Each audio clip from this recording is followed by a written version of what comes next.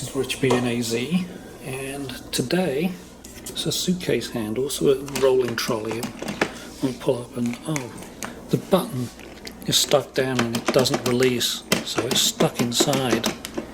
I bet that happens a lot. I've noticed there are screws under here, so if I can get this out, I reckon I can fix it.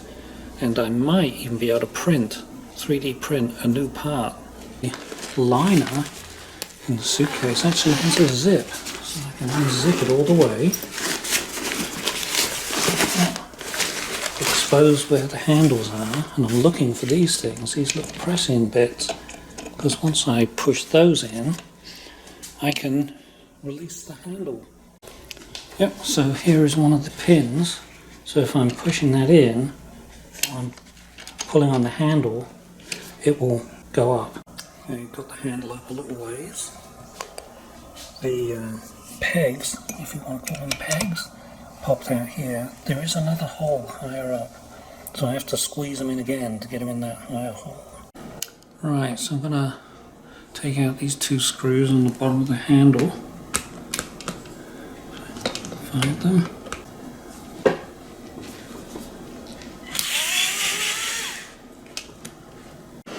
And with any luck, I should be able to pry this. It doesn't want to come off easily, does it? I'm going to take these 4 screws out, see if it'll come out then.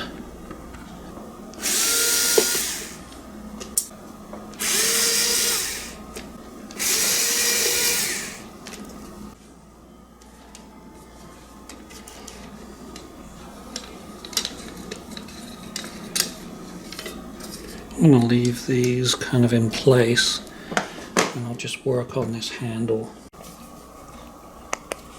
Oh, look at that, crafty buggers. So inside the handle they hid a couple of screws. Look at that. Okay, we'll take those off. No wonder it wouldn't come apart. Okay, there we go. Oh yeah, look at that. It broke. 3 pieces. Wow. So it broke into 3 pieces. Well, I think I might be able to make a new one of these, and maybe I can make it stronger through the areas where it actually broke.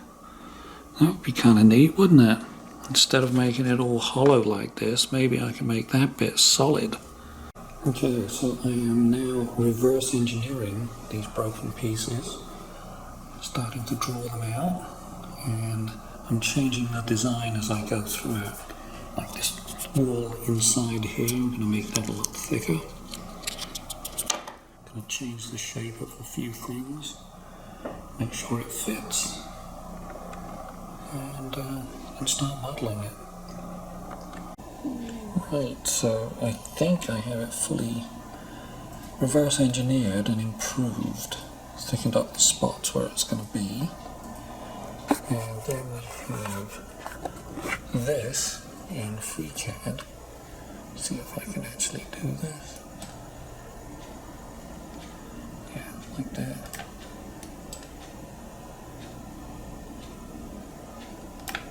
The model kind of looks like this, using a lot of the part design and part. Put it to the slicer. Okay, so this is the slicing software for Rev A. I put an extra radius on the back because it's a little bigger. It's like a 2mm radius. So,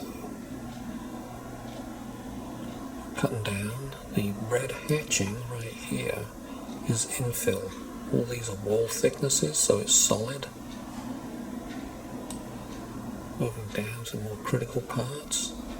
So this juncture right here, this is all pretty much solid. So I have 2mm of solid material, and there's a small amount of infill, the red hatching. I think it's down to the solid again. And now the green stuff here is the support, because it's resting on these orange pieces that stick out the bottom. All this has to be supported because it's an overhang. Unavoidable. It just adds to time. But the whole thing is still going to cost me about $1, 5 cents a gram. So, yeah, I think that's going to be a good solution. Testing today. So this is the 3D print. It's a little rough on the bottom, but nobody's going to see that. This is the support that was on the bottom. It's quite a big support. It needed it because it was sitting this way on. Of course, with those standoffs, you got a long flat surface, so it needs supporting. Very smooth on the sides. I set it to do outside priority over inside. But then on the top, which I thought was going to make smooth, but it didn't. So I've got layer lines all across the top surface, but this is the only one you can actually see. Okay, so let's try it in the handle.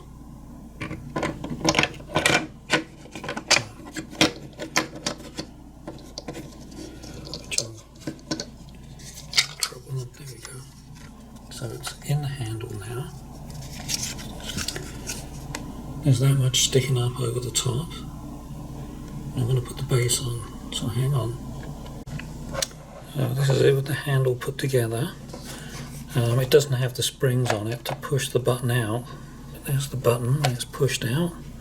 So it is proud of the surface, and it does drop down easily, so there's nothing jamming it. I feel pretty confident this is going to work. Now let's go rebuild it. Right, I'm just about ready to reassemble the handle. Now all I've got to do is locate these things, but I was going to show you this one. It's just a pressing foot. That's it, that's what it does.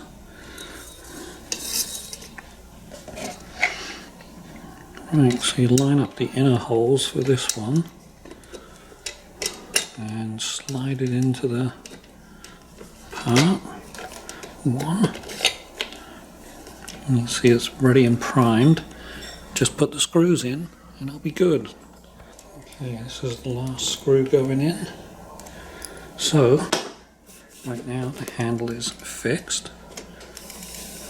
There it goes. I call that working.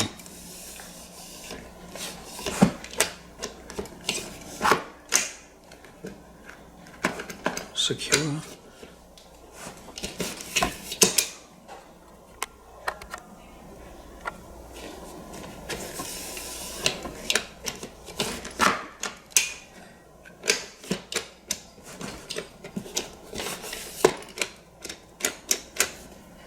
It's working. That's it.